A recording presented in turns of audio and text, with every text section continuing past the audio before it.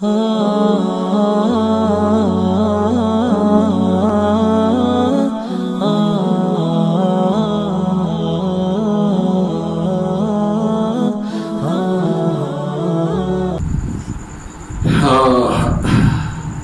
اس لیے بھائی انسان شیطان ہے، یہ جن شیطان ہے، ان سے بچنا ہے تو اللہ کی پناہ میں ہے، اللہ بچا سکتا۔ میں نے اس کا تجربہ کیا، کبھی اسلام آباد میں جاتے ہیں نا تو اسلام آباد میں بعض امیر لوگوں نے کتے رکھے ہوئے،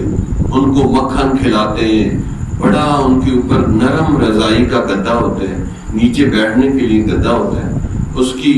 پیشاب اور پوٹی صاف کرنے کے لیے نوکر رکھا ہوا، یعنی وہ کتا شہزادوں کی طرح رہتا ہے۔ تو جو ہی دروازہ کھٹکھٹا ہے وہ آگے سے اتنا بھونکتا ہے، کھلا چھوڑا ہوتا ہے اندر، بندہ کہتا اب کیا کروں؟ تو اب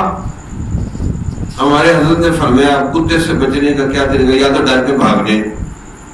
یہ بھی غلط ہے، یا اس سے لڑائی شروع کر لیں، یہ بھی غلط ہے۔ بہترین طریقہ یہ ہے کہ کتے کے مالک سے کہیں یار بچا اس، وہ ایک ہی جھڑکی ڈالے گا، ہٹ ٹونی، بس ٹونی صاحب ادھر بیٹھ جائیں گے جا کے۔ تو شیطان کی اللہ کا ٹونی، بس ایک ہی دفعہ اللہ اشارہ کرتا ہے تو شیطان آپ کا پیچھے چھوڑ دے، کیونکہ اللہ تعالیٰ نے کیا فرمایا،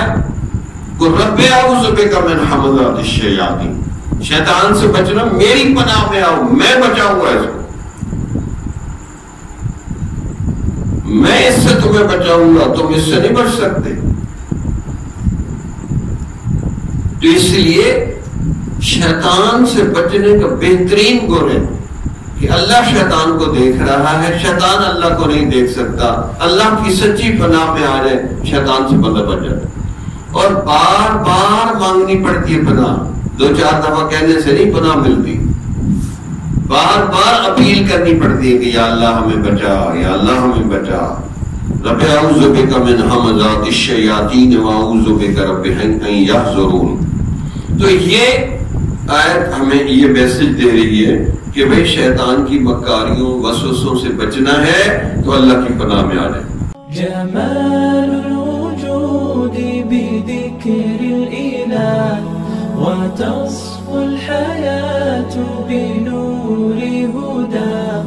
جمال